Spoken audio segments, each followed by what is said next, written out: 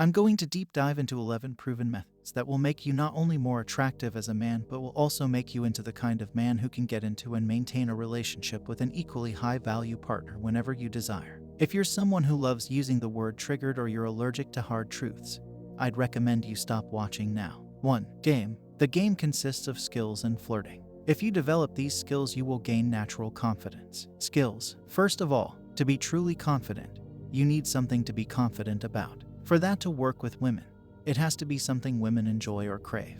Also, do something specifically for your own gratification. Second, do something you enjoy that you can be passionate about. For me, that something is writing and martial arts, but it can also be other art forms or handicrafts, musical instruments, or repairing old motorcycles. Whatever it is, it should be something for yourself. Third, educate yourself. Women like men who are curious about life, not just how to make money or snare women, but also about philosophy, world affairs, and general knowledge. If you can show or tell someone something they didn't know before, it will make you highly attractive. Flirting. When you approach flirting as seduction, you're missing the point. The right women cannot be manipulated into your bed. Only shallow, superficial women fall for the pattern of the pickup artists. Flirting is about making someone else feel good about themselves. And I don't mean lines like "don't look so grumpy, girl.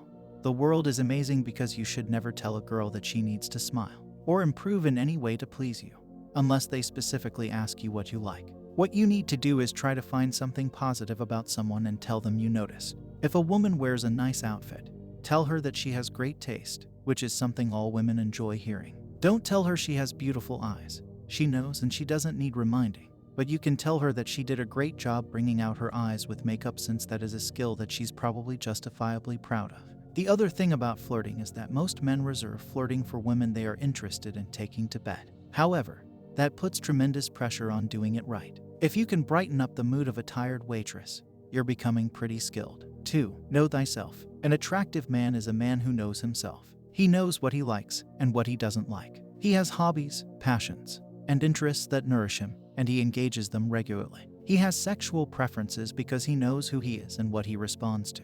He knows what needs he needs to get met throughout the various compartments of his life, and he makes his needs a consistent priority. 3. Stop caring. I know your parents told you always to think before you talk. They were wrong. Thinking gives you social anxiety. Often, it leads to pain. I read 120 books in a year. At the end of the year, my life was the same. Why would it change? Knowledge is useful only when applied. I'd spent a year thinking rather than doing. Being socially confident is about taking action, because only action can lead to rewarding. When someone makes fun of you or rejects you, don't think about it. As soon as you start thinking, you stop taking action and feel anxious. So, move forward with every bad situation while keeping a happy-go-lucky attitude and smile. The other day, I flirted with this girl. She was testing me. And then, "You're super confident, aren't you?" I don't think about it. I don't get mad. I'm just here living in the moment. Not even a little mad. "Are you worried about something?" She looked stunned. I expressed myself as a socially confident person, then indicated her questions revealed her own anxiety. In a couple of sentences, we reversed social standing. Then she gave me a dreamy look of wanting to get to know me better. It doesn't matter if you're ugly, poor, and stutter, as long as you keep moving forward with a smile, and without thinking about what you do or say. Then people will gravitate toward you. They can't help it. 4. Stop thinking. You decide you want to start running at 6 a.m. every morning. You are excited to finally make the decision and can't wait to get up in the morning to go for your first run. You wake up with the alarm at 5:45 a.m. And now you do the most dreadful of things. You know you shouldn't do it, but you do it anyway. Habit. Oh, the devil. The good old enemy. You start to think, "Oh, I should probably sleep a little more. It's 5:45 a.m. and I have to go for a run at 6 a.m. anyway. Oh, I slept a little late last night, and if I don't get enough sleep I won't be able to function at work today. The weather is kinda cold. I can go for a run in the evening anyway.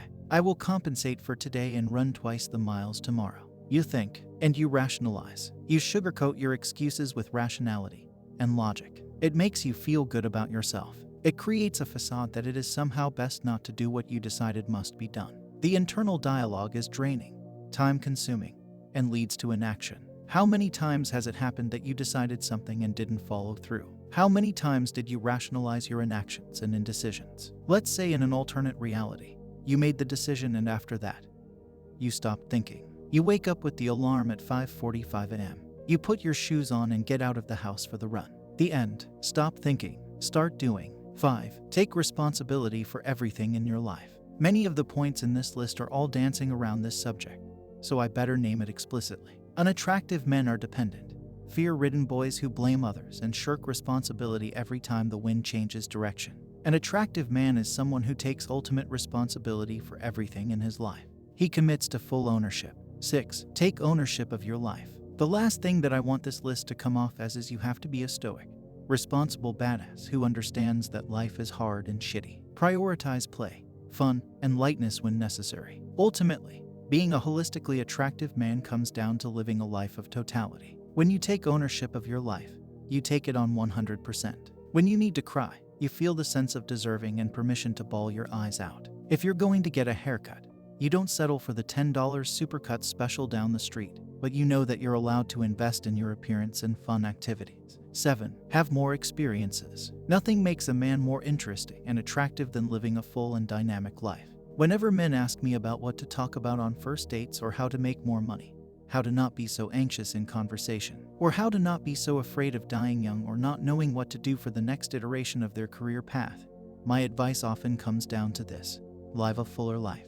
Ultimately, this all comes down to putting in work, building a dynamic and fulfilling single life, and then letting who you are speak volumes as you put yourself out into the world. You don't need to pick up lines, memorize scripts, tips, tricks, or techniques to become a more attractive man when you speak louder than any words you could say. 8. Improve your mind. What does improving your mind even mean? It means putting in the work to slow down your thinking and taking responsibility for your thoughts. You slow down your thoughts by removing as many of the stressors from your life as possible, and then have a mindfulness practice of some sort, which just means you carve out some time to slow the fuck down and be present with whatever you're doing. 9. Find your passion and live it every day. There are few things more attractive than a man who has found and is living his passion. A cynic would say that this is because the woman that he is trying to attract wants him to have a good earning potential. But I would argue that the majority of women would prefer to be partnered with a happy man than a rich man. And a man who is fully engaged in living his passion is, more often than not, a contented man.